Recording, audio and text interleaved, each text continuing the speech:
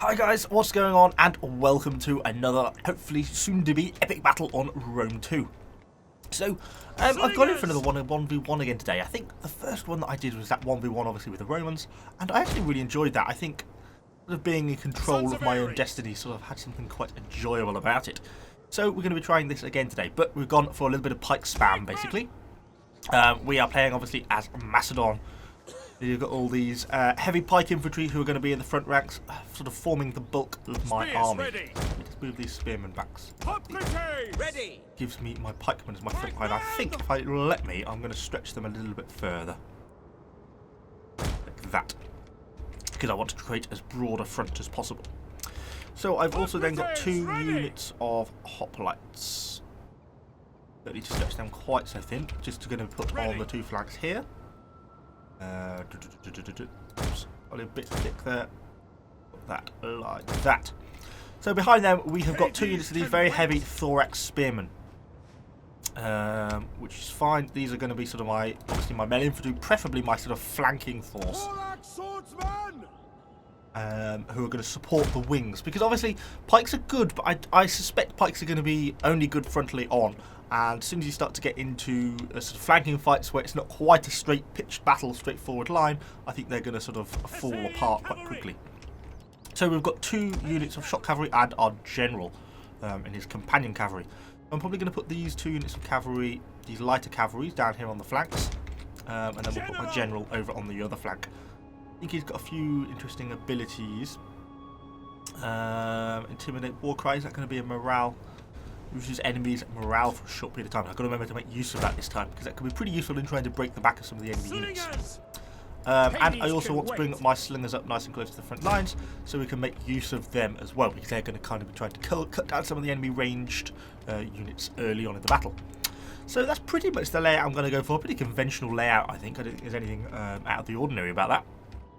I've never actually used Macedon before, I don't think. Shock cavalry. Look, this is very Total War Arena, isn't it? These are some of the Greek cavalry with their long shock cavalry type spears. They look very similar, actually. Probably use the same model. So yeah, these are the thorax, these heavy infantry. They actually look a little bit Romanesque, don't they? With some of the way their mail laps over. Oh, he's got a scorpion on his shield. It's pretty badass, isn't it? So these are going to be my flanking units. Then we've got some units of hoplites, some very heavy spear infantry. Got these are just pretty cheap, basic hoplite units, just to hold the line, pad the line out a little bit more, give me a bit more flexibility than just pikes alone. And obviously the cavalry on the other flank. So I think that's pretty much us ready. See if what our opponents has gone for. I believe he's playing as Rome, so it's going to be quite a tough one, because obviously no matter how well or badly you fight, the Roman legions are always a worthy adversary. Even if you sort of corner and pin them down, they still fight on pretty well. We shall see how it goes. I'm hoping that my front line is going to be longer than his, and I'm probably going to be pushing quite hard, I think, because given time, I think he's going to avoid my pikes.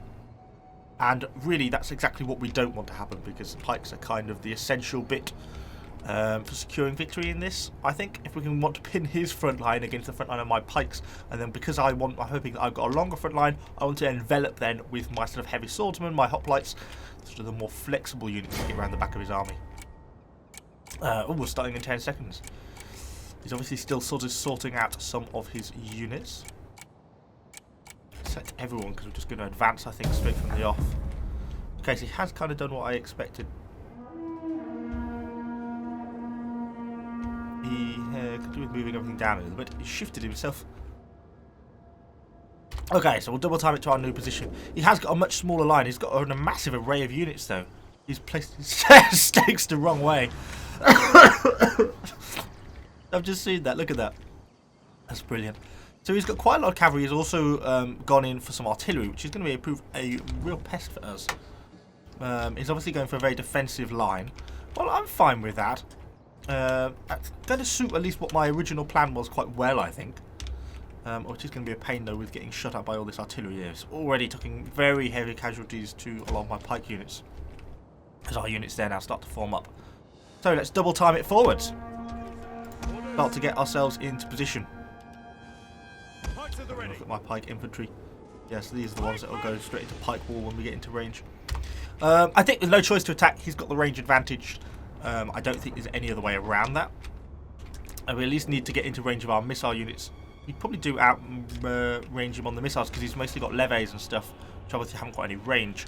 So we could possibly get in range of his artillery crews and take them out actually fairly easily. Possibly, anyway. Go there. Come on, people, advance! I was taking out some of my slingers. My poor little slingers being battered to death by some of the enemy rocks. The heavy Macedonian army keeps advancing. I don't know where they're storing their pikes. I'm assuming they're just going to come out when I tell them to go into phalanx. Oh, Jesus. Poor Pike infantry just being eviscerated by these enemy projectiles. We're going to come into range soon of some of his units with our missile infantry. But we're going to keep moving up. I'm hoping that these missile infantry are going to get close enough to go for these ranged units here. I see some enemy cavalry starting to think about moving. I don't think the Equites will stand up very well against heavy companion cavalry, to be honest. Let's advance our slingers up a little bit to get into range of some of this enemy artillery. We're watching the flanks for this enemy cavalry. We have discovered the enemy's hidden units. What are they? Oh, they're my shotgun. Sorry. I thought they were spearmen there for a moment. Our slingers should now be in range. Our shots should be going out against some of these enemy artillery crews. But I don't know how effective it's going to be because they're kind of fairly well hidden, aren't they? Behind the actual artillery pieces, to be honest. I'm not sure that's actually going to work out very well for us. Doesn't appear to be. The enemy's hidden so let's start to... Oh, wow. Okay. They've got a lot of hidden units there. Okay, right, let's do this. Pikes. Oh, God. Is where my sadly lack of skill is going to show. Right, you will advance. Let's move you guys up there. We seem to have a dominance on this right flank here, but not so much on the other side. Your orders. Double time, please. And then we're going to have to push in really hard in a minute. Oh, let's pull you back to protect these units of archers. These slingers. Missile, ready and waiting. We seem to have eliminated some of their first units, or damaged heavily some of their first units there. Move these guys. Oh, God. How do people do this? Pikes at the ready. Pikes ready. Ready. Ready and waiting. I don't know how this is going to go for us, but we shall give it a go. Our pipelines are advancing then. LA troops awaiting orders. Get stuck in, people. Taking some casualties there, haven't we? Right, let's move up. Who's wavering already? Come, you fools. Right, so we're getting stuck in against some of these very heavy melee infantry here. Some of our pikes are engaged. Okay, it's just our slingers who are starting to have a bit of a hard time of it. But we're peppering their enemy like missile infantry as well, their levies. Some of them seem to have broken now, which is good for us. Let's start to target some of their cavalry. They're obviously a little bit vulnerable here. They're engaged across that line there. Our infantry here seem to be engaged. Let's start to move our people around. Let's get our cavalry going, because these are still a really important part of our force. And we're going to try and use these. Let's try and take out these artillery. Look, we've got some of the enemy units have gathered here. Come on, double time it, please. Why are you going so slowly? Come on, man, move. There's a war on, don't you know? So our guys are still getting shots in. Things seem to be going okay here, although we've lost a unit of pikemen. We're causing quite heavy casualties against some of this enemy cavalry that's here in front of us. And from the frontal lines, our pikemen here are actually doing pretty well. Start to think about moving these hoplites down. Get you up to go in there. Move you around, please. And I'll start to get you coming around here to assist in these fights, because these thorax heavy infantry are having a real tough time against these starting, which is kind of surprising, to be honest. I know that's our general, but I think it's worth the risk. What are our slingers doing? Let's put you into guard mode. Start to get you to target some worthwhile units. There you go, go for that.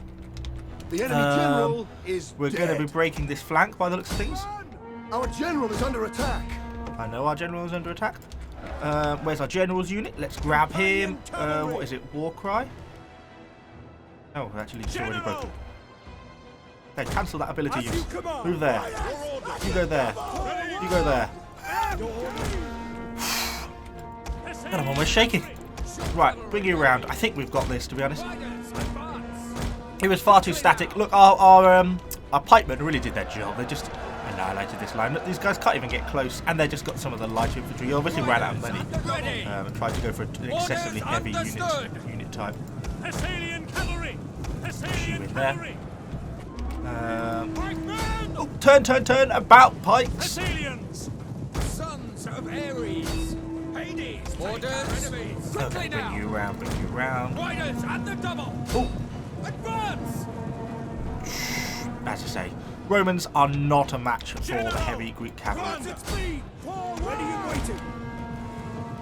One of our units has used all its ammunition. Let's see if I can get my war cry to activate. Is this the enemy morale debuff?